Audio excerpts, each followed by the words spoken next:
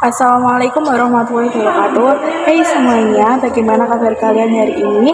Semoga bahagia serta semoga teman-teman yang sedang menonton video ini dalam keadaan sehat walafiat. Perkenalkan, nama saya Jen Listiana dengan 2313300001737 dari kelas 1 SD A5 dari kelompok 1. Pada kesempatan kali ini saya akan menjelaskan tentang sifat-sifat bunyi. Adapun tujuan pembelajaran yang ingin dicapai yaitu yang pertama, memahami pengertian dasar bunyi dan bagaimana bunyi dapat terjadi. Yang kedua, menjelaskan berbagai sifat-sifat bunyi yang ada di sekitar kita.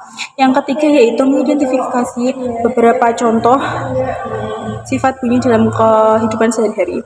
Demikian sesi perkenalan, saya akan menjelaskan lebih detail.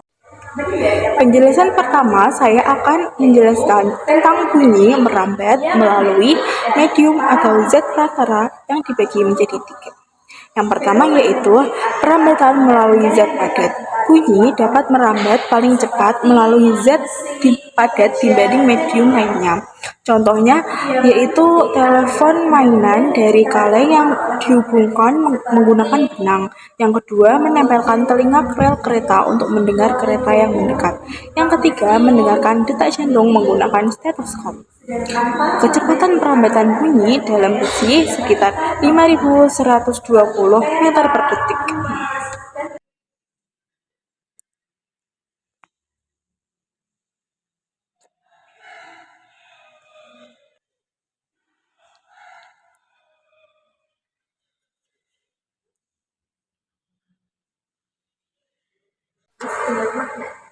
Nah, penjelasan yang kedua, saya akan menjelaskan tentang perambatan melalui zat cair.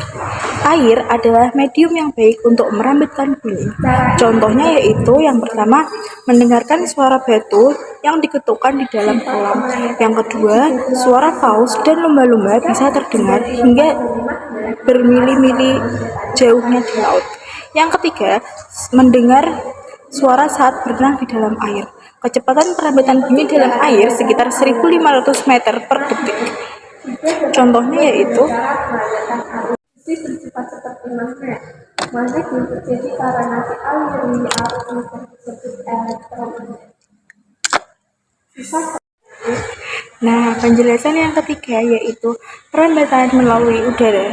Udara adalah medium yang paling umum untuk merambatkan bunyi. Contoh sehari-harinya yaitu mendengarkan suara orang berbicara. Yang kedua, suara kicauan burung. Yang ketiga, bunyi musik dari speaker. Kecepatan perambatan bunyi di udara sekitar 340 meter per detik. Sifat bunyi yang kedua adalah pemantulan bunyi atau refleksi yang dibagi menjadi dua. Yang pertama adalah karakteristik pemantulan bunyi. Bunyi akan memantul jika mengenai permukaan keras dan rata. Sudut datang sama dengan sudut pantul. Jenis-jenis pemantulan. Yang pertama, gema, pemantulan bunyi yang terdengar setelah bunyi asli. Yang kedua, gaung, pemantulan bunyi yang sebagian terdengar bersamaan bunyi asli. Yang kedua yaitu aplikasi pemantulan bunyi. Dalam arsitektur seperti desain gedung konser, pembuatan ruang teater, dan konstruksi masjid dan gereja. Yang dalam teknologi seperti sistem sonar kapal selam, alat USG, dan sistem radar. Sifat yang ketiga yaitu penerapan bunyi atau absorpsi yang dibagi menjadi dua. Yang pertama yaitu material penyerapan bunyi seperti bahan lunak, karpet, busa akustik, wol dan kain tebal, gabus, gas wol. Sedangkan bahan berpori seperti kayu berpori, material akustik khusus. Yang kedua, aplikasi penerapan bunyi ada dua. Ruang kedap suara seperti studio rekaman suara, broadcasting, ruang bioskop, bangunan publik seperti perpustakaan, rumah sakit, dan ruang kelas. Sifat yang keempat yaitu pembiasaan bunyi atau refraksi. Proses pembiasaan bunyi terjadi saat bunyi melewati medium dengan kerapatan berbeda, mengakibatkan perubahan arah rambat bunyi. Contohnya, suara terdengar berbeda saat di dalam dan di luar air. perubahan suara pada pagi dan malam hari karena perbedaan suhu udara.